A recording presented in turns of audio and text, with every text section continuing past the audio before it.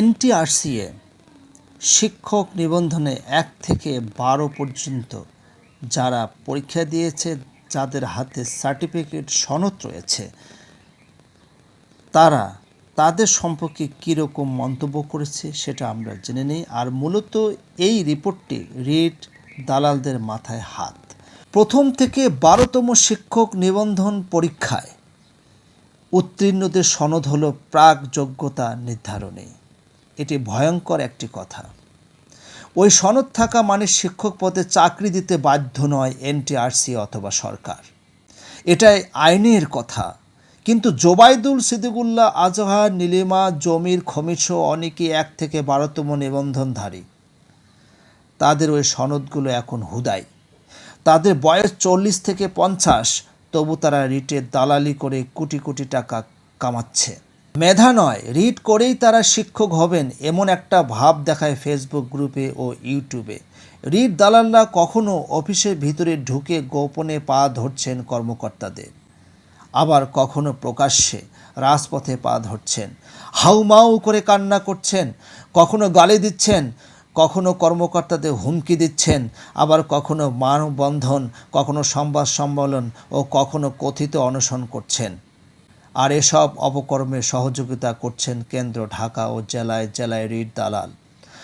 ডলির, compass সহ কিছু ভুইফোর online news portal, কয়েকটি টিভির ক্যামেরাম্যান, ইউটিউবার, ফেসবুক গ্রুপের অ্যাডমিন ও কিছু নামধারী সাংবাদিক।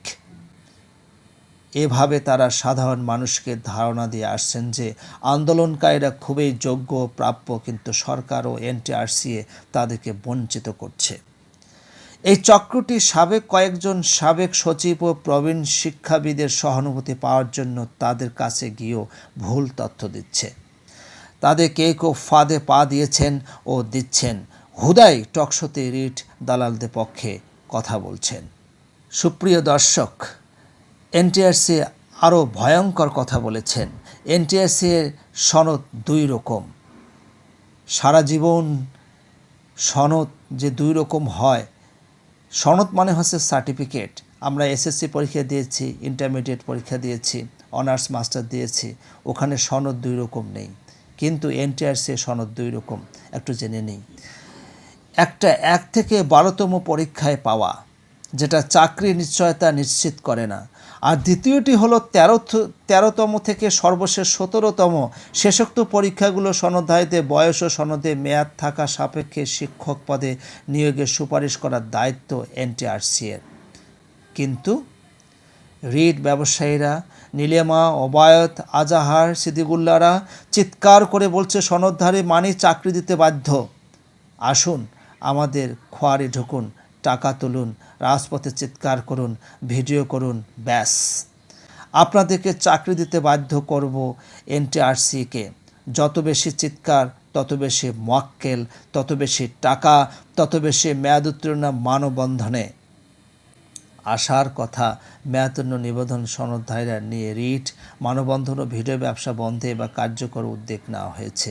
১৫ জুলাই থেকে বাস্তবায়ন দেখা যাবে। আজ করা ঘোষণা হতে পারে। সুপ্রিয় দর্শক, সার্টিফিকেটের মেয়াদ, সনদের মেয়াদ আসলে কি হতে পারে? সনদ চিরকালের জন্য, মৃত্যু পর্যন্ত। বাকিটা আপনারাই বিবেচনা করবেন এনটিআরসি কতটুকু যৌক্তিক বলছে। তবে এটা সত্য, কিছু দালাল এটা সুবিধা নিচ্ছে। দালাল সুবিধা নিক বা না নিক, এটি সবচেয়ে বড় কথা নয়। সবচেয়ে বড় কথা হলো আমার হাতে সনদ আছে, আমার হাতে সার্টিফিকেট আছে, এই সনদ দিয়ে আমি আমার জীবন গড়ব। এটাই হচ্ছে মূল কথা।